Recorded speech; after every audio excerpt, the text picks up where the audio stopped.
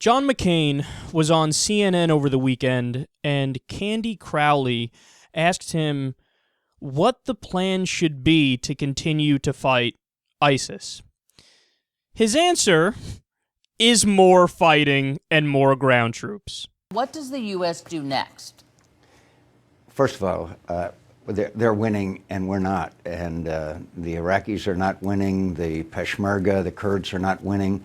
And there's a lot of aspects of this, but there has to be a fundamental reevaluation of what we're doing, because we're not degrading and ultimately destroying ISIS.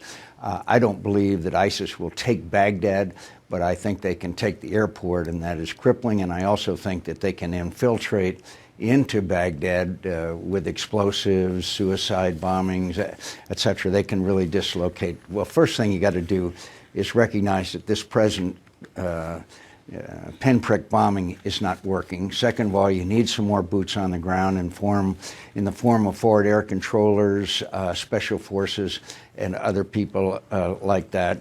You have to arm the Peshmerga, who are using old weapons that are Russian vintage, against ISIS, who's using ours. You have to do, I believe, what Erdogan and the Turks are asking, and that is we create a buffer in Syria, inside Syria, and a no-fly zone. It's immoral to send Free Syrian Army into the barrel bombing of Bashar Assad. And by the way, as we bomb ISIS, Bashar Assad moves in, and he has intensified his strikes against the Free Syrian Army. Right. So there has to be, Candy, a reevaluation and a re-engineering of what we're doing, because it's not working. More ground troops and more war. That's what he wants.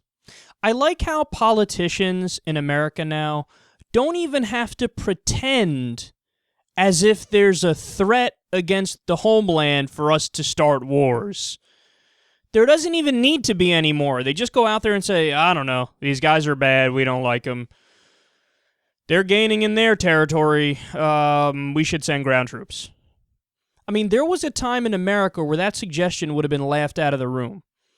Because, again, you're not establishing that there's an imminent threat of attack against America. Because that used to be the only circumstance in which the American people would say, okay, now let's fight.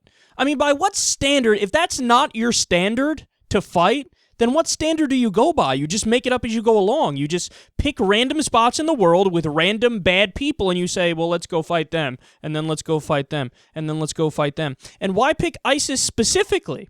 I mean, Boko Haram is pretty fucking bad. Why are we not fighting a war against them if we're just going to fight random jihadist groups? How about Al-Nusra Front? They're also a jihadist group in Syria, by the way. How about Al-Shabaab? How about Al-Qaeda? How about Ansar al-Sharia? Why not fight the Taliban again? I mean, the list goes on and on of all the different groups you could fight, but they're singling out ISIS, and again, they're not even bothering to pretend like, well, ISIS is about to attack America, so we need to go attack them. He just wants more war for the sake of more war. I mean, what person in Alabama or Kentucky or California or Hawaii before 3 months ago would have told you, you know, I'd really like to go fight to defend the territorial sovereignty of the Kurdish Peshmerga? They would be like, what is the Kurdish Peshmerga? Is that a dish? Is that some sort of food? Is that a shish kebab? It sounds like a shish kebab. They don't know who the fuck they are. It's the same thing like we saw recently with Russia and Crimea. How Vladimir Putin basically went into Ukraine and annexed Crimea. And then all of a sudden, the media elite in America and all the establishment Democratic and Republican politicians were like, well, I guess we have to go to World War III now because Vladimir Putin did something bad. Meanwhile, ask anybody in America at the time, the day before Putin did that, they would have said, Crimea who? Are we talking about Justin Timberlake? Crimea River? What are you talking about, Crimea? What does that even mean? Cremation? Is that what you're talking about? The death things? Or what are we talking about here? So it's just this perpetual fear that John McCain sells to the American people along with Lindsey Graham because let's face it, man. Let's get down to brass tacks here. Guess who gets a lot of money from defense contractors? From the military-industrial complex? That would be John McCain. They get a tremendous amount of money from them, and you name it. I mean, there's so many of them. Raytheon, Boeing, Halliburton, KBR. And they take the money, and then they do their bidding. And, of course, in order to continue to make bombs and weapons and tanks, you need to use bombs, weapons, and tanks. So what's John McCain's brilliant idea? Arm the Kurds, arm the FSA. But every time in modern American history when we arm somebody, it's immediately gone to shit. I mean, we armed Egypt. How did that work out? You had Sisi, who's now the dictator of Egypt, basically gunned down peaceful protesters in the street. Yay, good job, American weapons. Keep giving out more weapons. See how that works out for you. How about Israel? We gave Netanyahu $1 billion or more of weapons every year. He just used them in an incursion in Gaza. It killed 80% civilians. Thousands of people dead. It went after hospitals, schools, UN sanctuaries. But go ahead, America, keep giving out more weapons. Ronald Reagan, Jimmy Carter gave weapons to the Mujahideen. The Mujahideen later split up into the Taliban and Al-Qaeda, and they fought us with our fucking weapons. I mean, ISIS right now is using our weapons, and John McCain even admits that.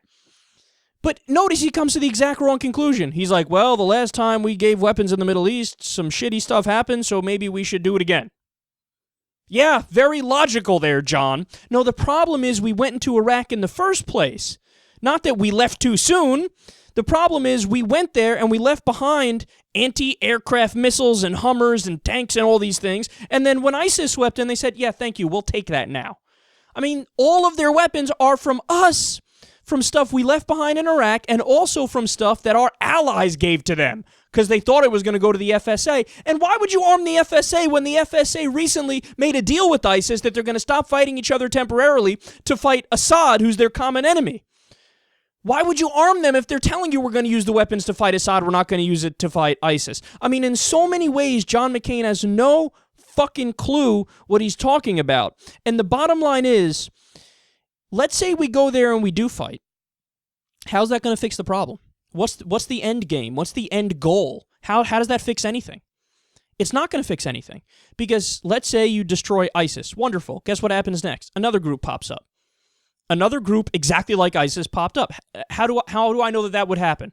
Well, what the fuck do you think happened with Al-Qaeda? So we went into Afghanistan and the Taliban was housing Al-Qaeda and protecting them, okay? This is 2001. We crush them, and then they go underground. They go into the mountains of Afghanistan, and some of them go into Pakistan, okay?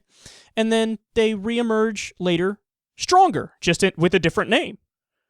I mean, it's a game of whack-a-mole. You hit it one place, it comes up another place. You hit it another place, it comes up another place. If we get ISIS, then Boko Haram steps up. We get Boko Haram, then Al-Shabaab steps up. And it's just going to keep going on because terrorism is a tactic. It's not an army that's consolidated.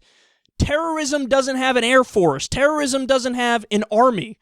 Okay, this is a tactic that we're fighting. Just like in Vietnam, we were fighting against guerrilla warriors. Well, you can't defeat them because they're always going to exist. It's not like the Nazis where it was a single enemy. They were wearing uniforms and you go after them and you either defeat them or you don't. We're talking about groups that are amorphous and they're always going to change. To wage a war on terrorism is like waging a war on murder. We're going to get these murderers. Okay, but how is that possible? Somebody's always going to murder. There's always going to be a terrorist somewhere. How do you kill them? How do you get all of them? It's impossible to get all of them. So the real strategy should be containment.